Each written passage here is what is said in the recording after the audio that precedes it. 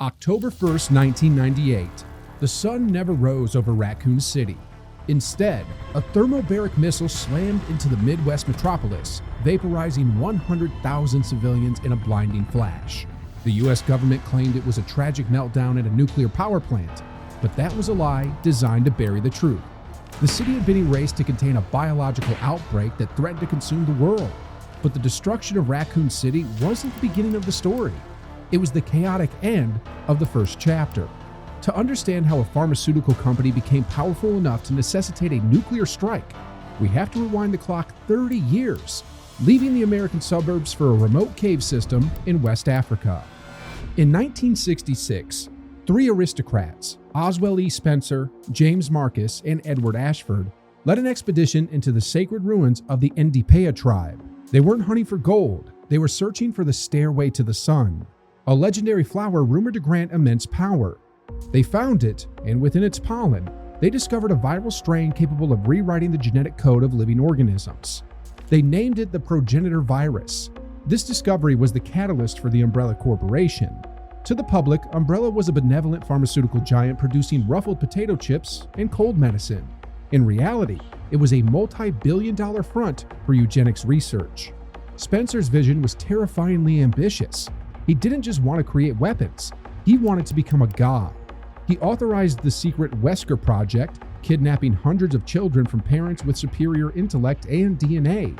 He renamed them all Wesker, indoctrinated them, and injected them with experimental progenitor strains to filter out the weak. Most died in agony.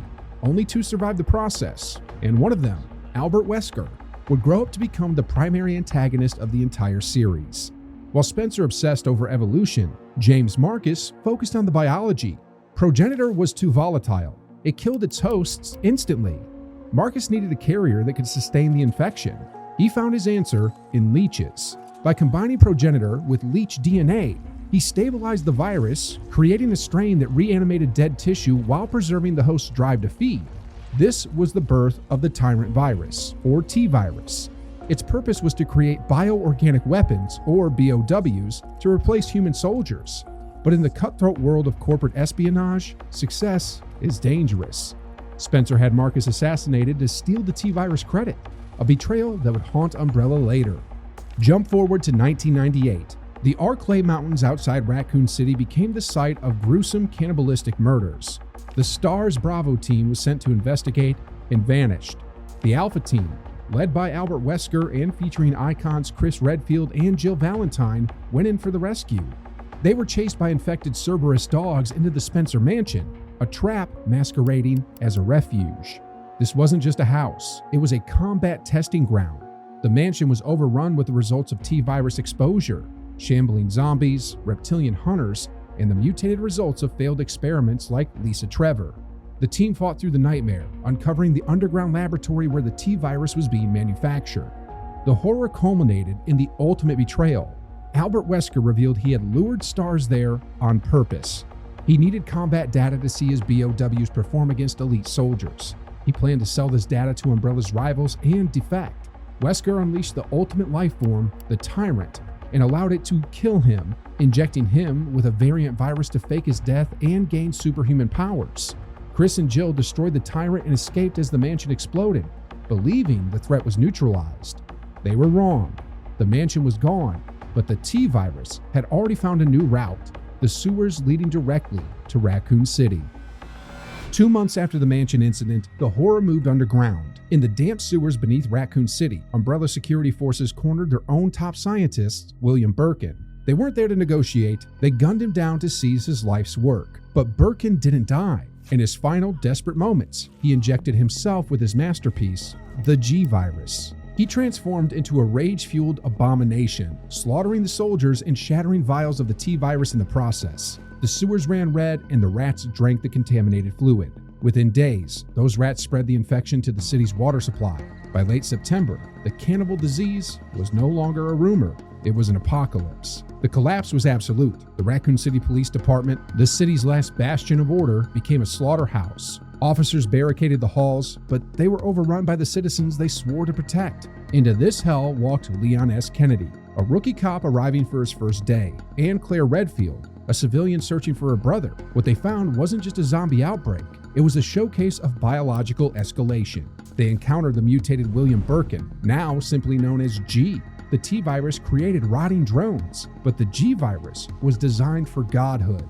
It granted the host the ability to evolve in real time, damage the host, and the virus mutates the body to counter the threat, growing massive claws, protective bone plating, and the signature giant eyeball on the shoulder. G was an organism that refused to die, representing a chaotic, cancerous form of immortality. Worse, G sought to reproduce, violently implanting parasitic embryos into victims to spread its genetic code, turning the host into a vessel for a new G organism.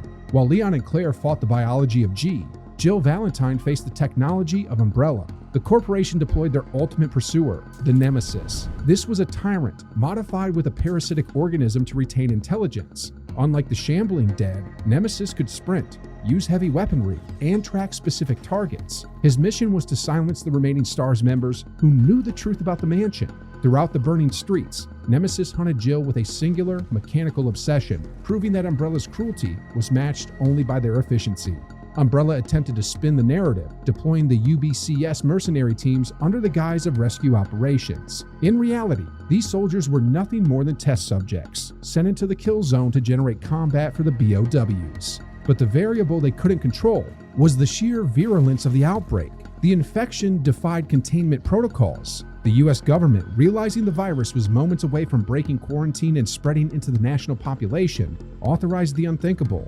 The thermobaric strike wasn't just a containment measure, it was the death knell of the 20th century's illusion of safety. When the dust settled, Raccoon City was a crater, and Umbrella was finished. The legal and financial fallout bankrupted the pharmaceutical giant. But while the company died, its legacy survived. The data from Raccoon City, the combat metrics of the Nemesis, the genetic code of the G virus, and the samples stolen by Albert Wesker flooded the black market. The terrifying reality was that the destruction of Raccoon City didn't end the threat, it decentralized it. The monopoly on monsters was broken, and now terrorist organizations, rival corporations, and dictatorships were bidding on the ability to recreate the horror of Raccoon City in their own backyards. The era of corporate secrecy was over. The era of global bioterror had begun. By 2004, the rules of engagement had fundamentally changed. The isolation of the mansion and the chaos of the city were replaced by a calculated threat in rural Spain. Leon S. Kennedy, having survived the hell of Raccoon City, was deployed to recover the president's kidnapped daughter. What he encountered was the Las Plagas parasite, an organism that completely rewrote the definition of a biological weapon.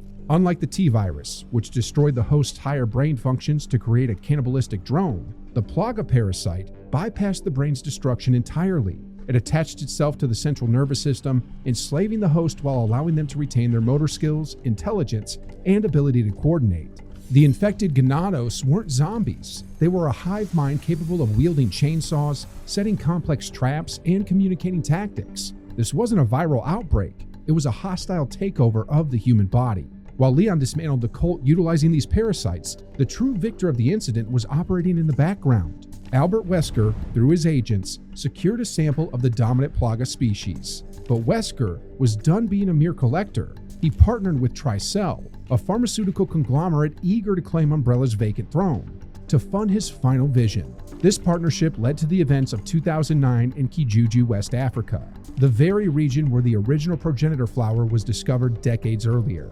The threat had escalated from local outbreaks to global extinction. Wesker's endgame was Yerberos, a virus derived from the original progenitor strain, but engineered to be the ultimate evolutionary filter. Visually, Yerberos appeared as a mass of black, writhing tentacles that consumed organic matter to fuel its growth. Wesker didn't want to sell weapons anymore. He wanted to rewrite humanity. He planned to release Yerberos into the upper atmosphere using high-altitude bomber jets. The virus would blanket the globe, killing billions of weak humans instantly, while granting superhuman abilities to the genetic elite who survived the infection. It fell to Chris Redfield, now a founding member of the Bioterrorism Security Assessment Alliance, and his partner Shiva Alomar to stop him. The conflict, which began in the halls of the Spencer Mansion, ended inside an active volcano. Weakened by an overdose of the serum he required to stabilize his unstable biology, Wesker was forced into a final grotesque mutation. He was ultimately destroyed by 2 RPG warheads, melting into the lava along with his illusions of godhood. The death of Albert Wesker marked the end of an era, The primary architect of the world's suffering was gone, and the Ouroboros plan was thwarted. However, the world did not become safer. Wesker's defeat left a massive power vacuum. The black market was now flooded with genetic data from Umbrella, Plagas samples from Spain, and research from Tricell. The centralization of evil under one man or one company was over. Now, biological terror was privatized, affordable, and available to the highest bidder. By 2012, the prediction of a privatized bioterror market had become a grim reality. The events of Resident Evil 6 showcased the ultimate escalation of this threat, the C virus. Developed by a splinter group calling itself Neo Umbrella, this pathogen was a nightmare hybrid, splicing insect-based DNA of the T. veronica virus with the regenerative properties of the G virus. The result was the Uavo. Unlike the mindless zombies of the past or the cult-driven ganados, the Uavo were combat-ready soldiers. They could wield assault rifles, drive vehicles, and coordinate complex military tactics, but the true horror lay in their reaction to trauma. The virus possessed a reactive mutation capability. Shoot a Uavo in the arm, and the limb wouldn't just heal, it would mutate into a hardened organic shield or a Sith-like appendage. If the host took critical damage, they would encase themselves in a hard crystallid, incubating for mere moments before hatching into a complete monstrosity. A human-sized moth, a reptilian tank, or worse. You weren't just fighting an enemy, you were fighting a biological lottery. The architect behind this chaos wasn't a megalomaniac in a trench coat, but a suit in the White House. Derek Simmons, the national security advisor and head of a secret fraternity known as the Family, believed he could control global stability through orchestrated bioterror. It was a political calculation that backfired on a massive scale. Simmons orchestrated an attack on Tall Oaks, USA, infecting the president himself to prevent the disclosure of the truth behind Raccoon City. Leon Kennedy was forced to do the unthinkable, assassinate the zombified president, plunging him into a conspiracy that spanned the globe. Simultaneously, in the neon-lit streets of Longsheng, China, Chris Redfield led the BSAA into what can only be described as a biological war zone. The conflict wasn't a survival horror scenario. It was a military engagement against an enemy that utilized ogre-sized giants and invisible serpents as heavy artillery. Into this mix was thrown Jake Muller, a mercenary with a unique genetic heritage. He was the biological son of Albert Wesker. In a twist of genetic irony, the blood of the franchise's greatest villain contained the antibodies needed to cure the C virus, making Wesker's legacy the key to saving the world rather than destroying it. The sheer scale of this conflict highlighted a terrifying shift in the world's status quo. BOWs were no longer secret experiments hidden in underground labs. They were standard military hardware used in civil wars and corporate disputes. The horror had lost its intimacy. When an aircraft carrier is being attacked by a monster the size of a skyscraper, the fear of the unknown is replaced by the spectacle of destruction. The world was burning, and the heroes were tried. The intricate web of conspiracies, cloned spies, and global outbreaks had pushed the narrative to its breaking point. The biological arms race had reached a saturation point where scary was replaced by loud. The C virus outbreaks were eventually contained, but the psychological toll was irreversible. The world accepted that monsters were real and that cities could vanish in an instant. However, amidst the global noise of exploding helicopters and mutating armies, a quiet, insidious threat was festering in the Louisiana bayou. The era of the global blockbuster was ending. The horror was about to return to its roots. A dilapidated house, a missing wife, and a darkness no amount of firepower could illuminate. 2017, the narrative violently corrected itself. The global war zones and aircraft carriers vanished, replaced by the rotting floorboards of the Baker Estate in Dulvey, Louisiana. Ethan Winters, a civilian systems engineer, traveled there to find his missing wife, Mia. He walked into a nightmare driven not by a virus, but by a fungus. This was the mutamycete, or simply the mold. Unlike the T virus, which destroyed the mind, or the plaga, which enslaved the body, the mold connected consciousness. It was a fungal superorganism designed by a crime syndicate known as the Connections, a shadowy group utilizing data from Albert Wesker's old paramilitary unit, HCF. The weapon was Evelyn, a genetically engineered girl who could mentally control her infected family, granting them regenerative immortality at the cost of their sanity. The horror here was intimate. Jack Baker wasn't a mindless zombie. He was a tragic father driven mad by a fungal infection that refused to let him die. Ethan fought through this domestic hell, losing limbs and reattaching them with nothing but his first aid fluid.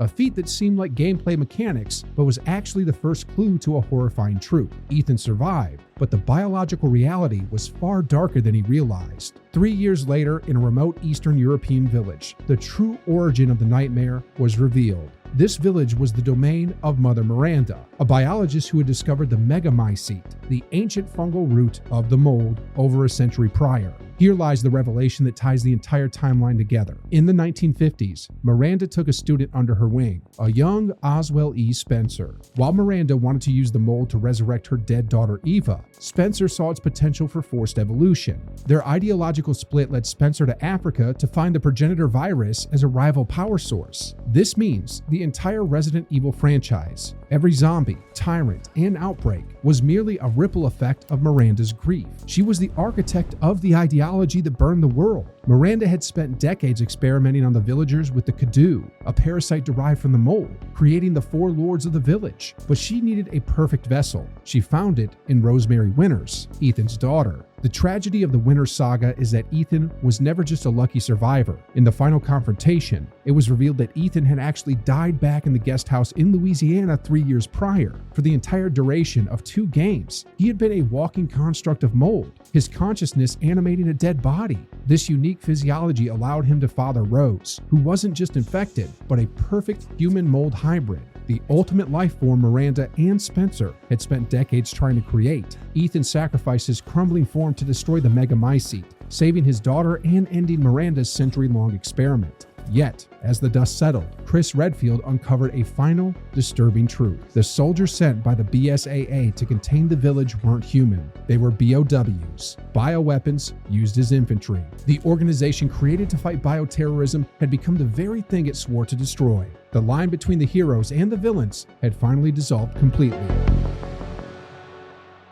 From the Arklay Mountains to a frozen Romanian village, the story of Resident Evil is a singular, bloody cycle. It is a chronicle of corporations and zealots attempting to hijack evolution, only for biology to violently rebel. Whether it's the T-virus, the Las Plagas parasite, or the mold, the outcome is identical: total catastrophe for the innocent. The viruses change, but the hubris remains. If you want us to do a deep dive on the specific biology of the Las Plagas parasite, like and subscribe.